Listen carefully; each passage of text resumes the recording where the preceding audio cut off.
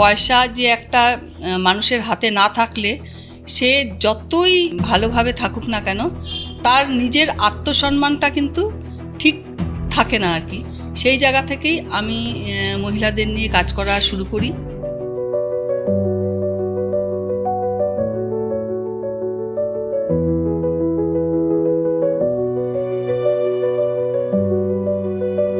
সমাজে যেন আমি আমার স্থানটাকে আমি বুঝিয়ে দিতে পারি যে আমি নারী, আমি পারি।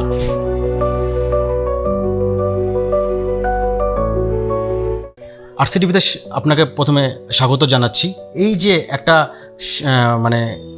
সমাজসেবী হিসাবে আপনার উঠে আসা, একটা সংগঠন তৈরি করা, এই ভাবনাটা কেন?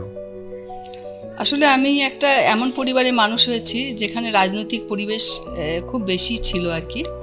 তো সেইখান থেকেই আমার এই ভাবনাটা শুরু হয়।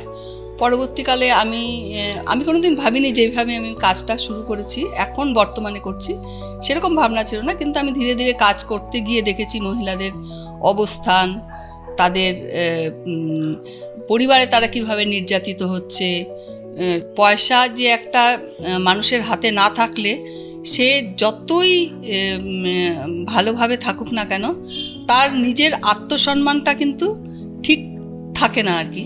সেই জায়গা থেকেই আমি মহিলাদের নিয়ে কাজ করা শুরু করি এবং মহিলাদের নিয়ে আজও আমি কাজ করে চলেছি। এবং তারা যাতে স্বনির্ভর হতে পারে, তারা যাতে নিজের পায়ে দাঁড়াতে পারে এবং তাদের মধ্যে এই চেতনাটা যাতে আসে, হ্যাঁ, তারাও সমাজে পিছিয়ে পড়া না, তারাও সমাজের একটা অংশ, সেই আত্মচেতনাটা যাতে তাদের মধ্যে আসে, সেইটা নিয়েই কিন্তু আমার লড়াই এবং সংগ্রামও বলতে পারেন। এবং তাতে বিশাল জায়গা আমাদের উত্তর দিনাজপুরে, আমি সবটা জায়গা জুড়ে তো কাজ করতে পারি না, কিন্তু মহিলাদের যাদের নিয়ে আমি কাজ করছি তাদের মধ্যে এই ভাবনাটাকে আমরা কিন্তু সঞ্চার করতে পেরেছি এবং তারা আজকে যথেষ্ট স্বনির্ভরভাবে। এখন তো নারীরা চাঁদেও যাচ্ছে, বিশ্বকাপ জিতছে, বিশ্বজয় করছে, সেখানে দাঁড়িয়ে সেই সময় কতটা চ্যালেঞ্জিং ছিল এই ভাবনাতে?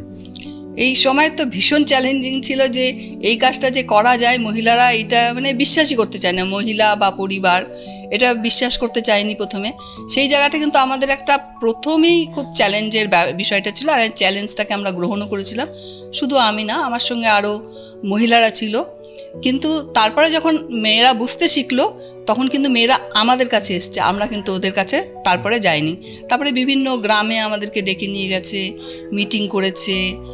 একটা সময় আপনি শুরু করেছিলেন মহিলা স্বনির্ভর করার, এখন রাজ্য সরকারের তরফ থেকে বিভিন্নভাবে মহিলাদের প্রজেক্ট করা হচ্ছে, তাদের স্বনির্ভর করার জন্য সরকারও এগিয়ে আসছে। এইটা কতটা ভালো লাগে যে আপনার একটা সময় প্রচেষ্টা আজকে সরকারিভাবে একটা স্বীকৃতি পেয়েছে? হ্যাঁ, এটা তো আমাদেরই সাফল্য বলবো, কারণ যেহেতু সরকার থেকে আজকে স্বীকৃতি দিচ্ছে সেই জায়গাটা তো খুব ভালো লাগে। কিন্তু আমি বলবো যে সরকার থেকে সমস্ত রকম হেল্প করা হচ্ছে, কিন্তু তাদের পরিকল্পনার জায়গাটা যদি আরও সুন্দর হতো। আমরা যখন নিজস্বভাবে ব্যক্তিগতভাবে কাউকে লোন দিই বা এরকম ব্যবস্থা করে দিই, আমরা কিন্তু ওদের সঙ্গে আগে বাজেট করি, ইকোনমিক যে বাজেটটা বলে, অর্থনৈতিক বাজেট কিভাবে করবে, তার কোথায় কোন খাতে খরচা হবে, সেইটা এই প্রোগ্রামটা কিন্তু আমাদের চলছে। এই প্রোগ্রামটা কিন্তু আমাদের চলছে আর কি। আমরা খুব সাফল্যের সঙ্গে এই প্রোগ্রামটা করছি, কারণ এইটার সঙ্গে না আমরা, আপনি বলছিলেন না যে মহিলাদের কাজ করতে গিয়ে কিন্তু আমরা এখন এডুকেশনের উপর জোর দিচ্ছি, কারণ শিক্ষাই আমাদের মূল ভিত্তি। শিক্ষাটা যদি না থাকে না, তা এগোনো খুব মুশকিল। সেখানে মেয়েদের তো আরও বেশি, সেখানে মেয়ে না, ছেলে মেয়ে উভয়কেই আমরা এডুকেশন দিচ্ছি। প্রায় 1000 স্টুডেন্টকে আমরা বিনামূল্যে সাপোর্ট দিচ্ছি। রাজ্য সরকারের তরফ থেকে আপনাকে কি কি বিষয়ে পুরস্কৃত করা হয়েছে এখন পর্যন্ত? আমি রাজ্য সরকার থেকে একটাই পুরস্কার পেয়েছি, সমাজ কল্যাণ দপ্তর এবং মহিলা কমিশন এদের যৌথ উদ্যোগে নারী দিবসেই আমাকে এই পুরস্কারটা আমার হাতে তুলে দিয়েছিল, আমার কাজের স্বীকৃতি হিসাবে। কত সালে সেটা পেয়েছি? 2018 সালে।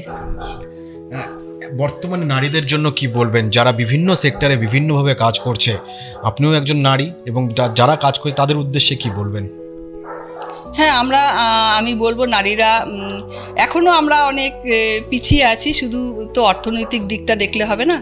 আমি বলবো তারা তাদের সম্মান নিয়ে বাঁচুক, কারণ আমি কাজ করতে গিয়ে আমার অভিজ্ঞতার কথা বলছি যে অর্থই সবসময় কিন্তু আমাদের শেষ কথা হয় না আর কি, স্বনির্ভরতা হয় না।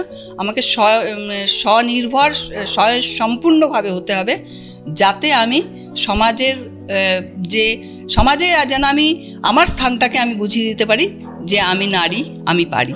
একেবারে শেষ কথাটা দিয়েই আমি শেষ করব যে আমরা নারী, আমরা সব পারি। নারীরা যে সেক্টরে কাজ করুক না কারো, শুধু অর্থ উপার্জন নয়, আত্মসম্মানটাও যাতে বজায় রাখে সেই দিকে কিন্তু নারীদের এগোতে হবে। সেই বার্তাটাই কিন্তু জবা দেবী বলছেন।